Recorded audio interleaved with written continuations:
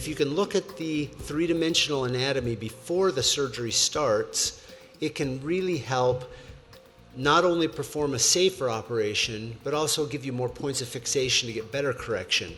It takes a lot less time to put all those screws in because you already know what the plan, you already know the size, you already know the length, and you already know the position. So each guide, once you place the guide, it's, drill, and then screw. And so you can actually move a little faster. MySpine represents a whole new tool that I can add into my skill set, and it's really a radical shift. It's what I call a paradigm shift. It's a totally new way of thinking about the problem. I'm also starting to see patients referred to me specifically because I offer MySpine.